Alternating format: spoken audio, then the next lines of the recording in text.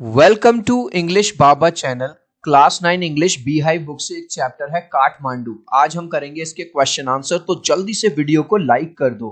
I hope children आपने video को like कर दिया है और अभी तक चैनल को सब्सक्राइब नहीं किया तो सब्सक्राइब कर दो सो दैट आपको हमारे सारे अपडेट्स मिलते रहे। क्वेश्चन नंबर 1 देखिए, name the two temples the author visited in Kathmandu. Kathmandu में ऑथर कौन कौन से दो टेम्पल गया था? एक तो गया था वो पशुपतिनाथ टेम्पल और एक गया था वो बौद्धनाथ स्तूप। तो आंसर में बस लिख देंगे Pashupatinath and Boudhanath Stupa. The writer says all this I wash down with coca Cola. What does all this refer to? Children, कई बार आपने कोई चीज खाई होगी, जैसे पैटीज खाई होगी, समोसा खाई होगी, तो ऊपर से आप कोक वगैरह कोल्ड ड्रिंक वगैरह पी लेते हो तो थोड़ा सा अच्छे से डाइजेस्ट हो जाता है या ठीक से वो निगल लेते हो। तो वहां पे उसने खाया था भुट्टा। चिल्ड्रन, आपने कई बार रेडियो पे इस तरह से कोयले पे भुनता हुआ जो कॉर्न होता है, जो भुट्टा होता है, वो खाया होगा। और उसने ये वाली मिठाई खाई थी जिसको बोलते हैं माजरी पान। तो यहाँ पे कह रहा है ऑल दिस किस चीज को रेफर कर रहा है? इन दोनों चीजों को। तो बस आंसर में आप लिख दीजिए corn on the cob. Corn मतलब भुट्टा, कॉब का मतलब है जो भट्टी पे सिक रहा था वो, एंड मार्जी पान ये मिठाई खाई थी उसने और उसके ऊपर से क्या पी ली थी? Coca Cola. What does Vikram Seth compare to the quills of porcupine? जो पॉर्क्यूपाइन चिल्ड्रन एक ऐसा एनिमल होता है जिसकी पूरी बॉडी पर कांटे कांटे से होते हैं। तो पॉर्क्यूपाइन को वो किससे कंपेयर करते हैं? वहां पे उन्होंने एक बांसुरी बेचने वाला देखा था।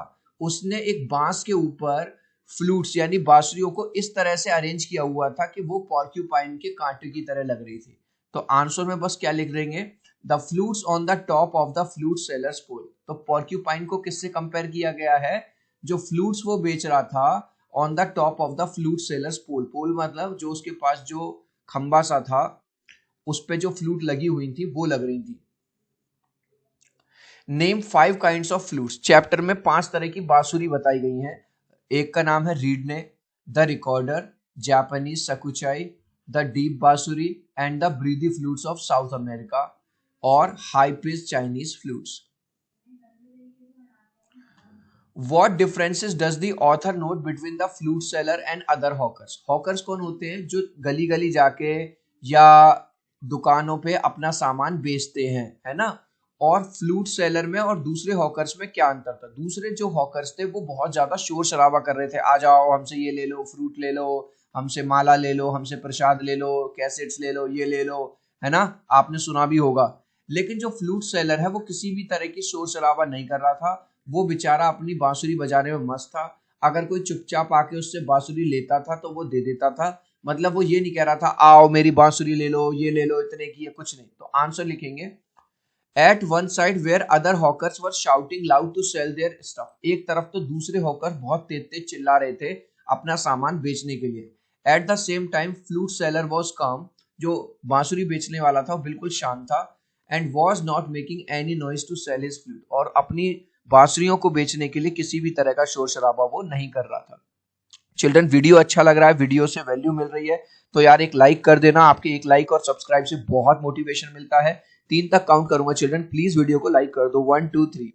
आई होप चिल्ड्रन आपने वीडियो को लाइक कर दिया है, चैनल को सब्सक्राइब कर दिया है। जैसा कि आप क्लास 9th में आ गए हो, गुड न्यूज ये है आपके लिए कि हमारा जो एमसीक्यू चैनल है, इंग्लिश बाबा का एमसीक्यू चैनल, उस पर आप लोगों की प्यार और सपोर्ट से 2 लाख से ज्यादा सब्सक्राइबर हो गए हैं। 9th क्लास में हर सब्जेक्ट में 20 मार्क्स के एमसीक्यू आएंगे। तो आपको एमसीक्यू चैनल पे हमारे आपके सारे एमसीक्यूज मिल जाएंगे। इस तरह का लोगो है, लिंक मैंने डिस्क्रिप्शन में डाल दिया है। आज ही एमसीक्यू चैनल को सब्सक्राइब कर लीजिए। What is the belief at Pashupatinath about the end of Kalyug? Pashupatinath मंदिर में कलयुग का एंड होने का क्या बिलीफ है? चिल्ड्रन, वहां पे एक श्राइन बनी हुई है, ये वाली श्राइन, जो कि पानी में इमर्ज है, सबमर्ज है। तो लोगों का ये मानना है जिस दिन ये श्राइन पूरी तरह से पानी में डूब जाएगी, इसके अंदर जो देवी है वो निकल के हेवन यानी स्वर्ग में चली जाएंगी और कलयुग का अंत हो जाएगा। आंसर लिखेंगे people believe that when a small shrine emerge fully on Bhagwati river. लोगों का मानना है कि जिस दिन ये जो श्राइन है पूरी तरह से पानी, भगवती रिवर के पानी में डूब जाएगी, द गुडेस इनसाइड विल एस्केप। इसके अंदर जो देवी हैं वो तो चली जाएंगी, निकल जाएंगी। And the evil period of the कलयुग विल एंड ऑन अर्थ। और ये जो बुराई का जो समय चल रहा है, कलयुग पीरियड जो चल रहा है अर्थ पे, वो हमेशा के लिए खत्म हो जाएगा। अब इस क्वेश्चन को देख के बच्चा डर जाता है, अरे कितना बड़ा क्वेश्चन है, लेकिन क्वेश्चन बहुत इजी है और बहुत छोटा है। एक्चुअली इस क्वेश्चन के अंदर 3 क्वेश्चन है, नंबर 1, नंबर 2, नंबर 3, तो तीनों को अलग अलग देना है। अब ये कह रहा है the author has drawn powerful images and pictures, author ने बहुत अच्छे से डिस्क्राइब किया है। पिक आउट 3 एग्जांपल्स, ये कह रहा है the atmosphere of febrile confusion outside the temple of Pashupatinath, ये कह रहा है पशुपतिनाथ मंदिर के बाहर बहुत ज्यादा शोर शराबा था, कहीं गाय हैं, कहीं मंकीज हैं, कहीं डॉग्स हैं, कहीं हॉकर्स हैं, कहीं कुछ है, कोई सब्जी बेच रहा है, कोई फल बेच रहा है, कोई प्रसाद बेच रहा है, बहुत ज्यादा आवाज आ रही है। For example some people trend, तो इसके आपको आंसर देना है, तो इसके आंसर में बस ये लिख देंगे। सबसे पहले तो पूरी की पूरी यही वाली line, the atmosphere of the febrile Pashupatinath तक लिख दिया। क्या था, प्रीस्ट हो गए, प्रीस्ट होते मंदिर में पूजा करने वाले पुजारी हो गए, हॉकर सामान बेचने वाले, डिवोटीज जो भक्त लोग हैं, टूरिस्ट लोग हैं, काउज हैं, मंकीज हैं, pigeons and dogs roam through the grounds. ठीक है, बस इतना, ये सब लोग इधर उधर घूम रहे हैं जिससे भीड़ भड़क्का हो गई है। अब ये पूछ रहा है द थिंग्स ही सीज, वो कौन कौन सी चीजें देखता है। नेक्स्ट क्वेश्चन है वो क्या क्या देखता है वहां पे। द थिंग्स ही सीज, वो देखता है काठमांडू इज विविड है, बहुत सुंदर है, मशीनरी है, ब्यूटीफुल चीजों से भरा हुआ है, रिलीजियस है, लोग पूजा पाठ करने के लिए आते हैं, कई जगह श्राइन्स बनी हुई हैं, नैरोएस्ट एंड बिजिएस्ट स्ट्रीट्स, बहुत पतली पतली गलियां हैं और वो भी बहुत बिजी रहती हैं। वहां फ्रूट सेलर्स देखता है, फ्लूट सेलर बांसुरी बेचने वाला, हॉकर्स जो पोस्ट कार्ड बेच रहे थे, शॉप्स बेचता है जो वेस्टर्न कॉस्मेटिक्स बेच रहे थे, जो फिल्म के रोल थे, पुराने जमाने में अलग तरह के कैमरा आते थे जिसमें रोल चलता था, वो बेच रहे थे, चॉकलेट बिक रहे थे कुछ लोग, कुछ तांबे के बर्तन कॉपर यूटेंसिल बेच रहे थे, कुछ नेपाल्स के एंटिक्स जो पीसेस होते हैं ना वो बेच रहे थे। द साउंड्स ही हियर्स, कौन कौन सी आवाज वो सुनता है। The sounds he hears, film songs Blair out from the radios, बड़े बड़े रेडियोज चल रहे थे, उसमें से मूवीज के गाने चल रहे थे। कार के हॉर्न, जहां पे चिल्ड्रन जाम लगा होगा वहां हॉर्न बजेगा। बाइसिकल की जो बेल लगी रहती है साइकिल में वो बज रही थी। स्ट्रे काउस, जो आवारा सड़कों पे घूमती हुई काउस होती हैं, ठीक है, वो आवाज कर रही थी। मोटरसाइकिल वेंडर्स जो अपना सामान बेच रहे थे, शाउट आउट देयर वेयर्स, अपने सामान को बेचने के लिए। Compare the contrast the atmosphere in and around the Boudhanath shrine with the Pashupatinath temple.